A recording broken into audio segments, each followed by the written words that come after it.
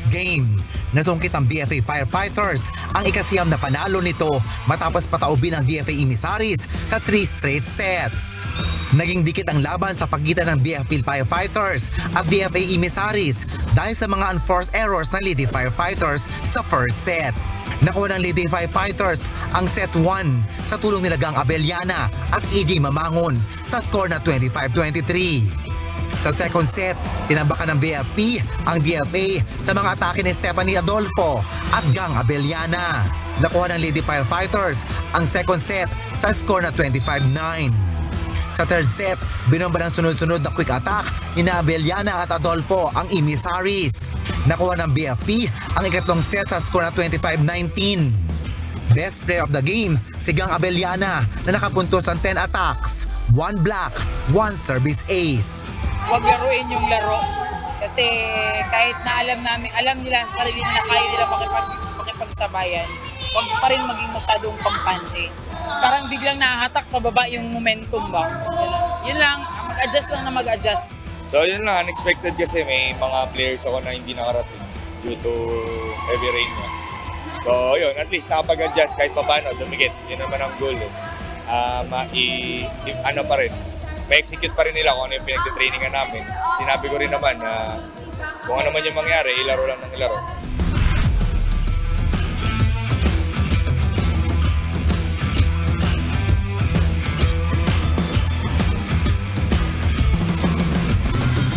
Sa second game, wagi ang Comelec Suffragettes kontra SSS Pension Protectors sa 3-2.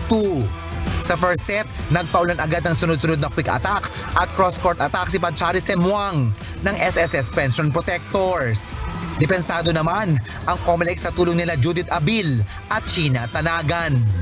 Ngunit nakuha pa rin ng Pension Protectors ang unang set sa score na 25-18. Sa second set, nakabawi ang Suffragettes sa Pension Protectors sa mga atake ni Abil at Tanagan sa score na 19-25. Sa third set, hindi na nagpatinag ang Comelec sa mga atake ni Tanagan at Abil sa kapunan ng Pension Protectors at nakuha nila ang third set sa score na 21-25.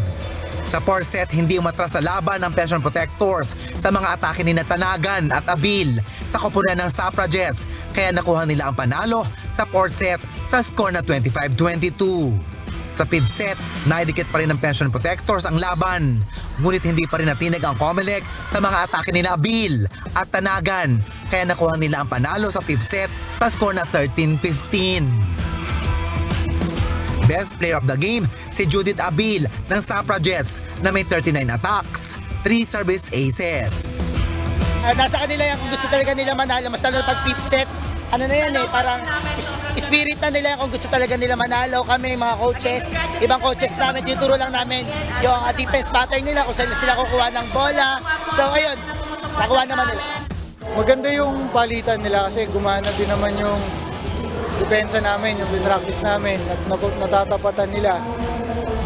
Pati nga yung pinagandaan din namin isang nilang import, wala naman, di nakapaglaro.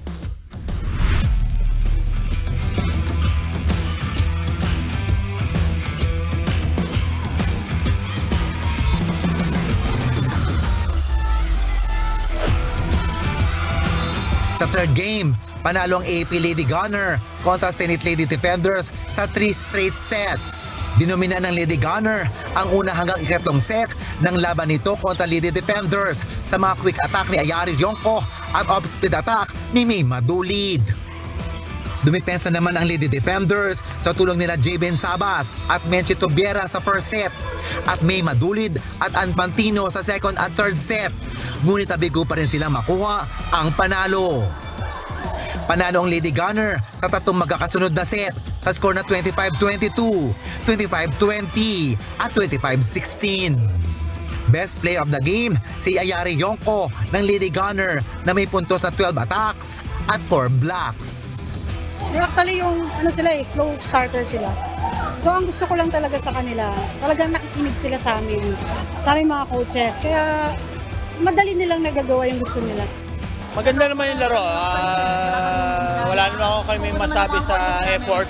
Lalo na ng mga namin, mga organic na players. Maayos yung laro namin, kaya lang talagang masyadong buo lang yung KF. Samantala, abangan ang susunod na bakbakan sa Liga ng Public Servants sa Win in Sports, Win for Charity sa darating na Miyerkules, May 29, 2024 sa Paco Arena, Manila. Sa first game, magtutuos ang BFP Lady Firefighters at SSS Pension Protectors alas 12 ng tanghali. Susunod naman ito ng paghaharap ng DFA Emissaries laban sa PNP Lady Patrollers alas 2 ng hapon. Habang Judiciary Justice Servers at AP Lady Gunner naman ang maglalaban sa Game 3 alas 4 ng hapon. Live itong mapapanood sa social media account ng UNTV News and Rescue at UNTV Sports. Hari Ilagan, UNTV News and Rescue, Diyos ang aming sandigan, serbisyo publiko ang aming pinahalagahan.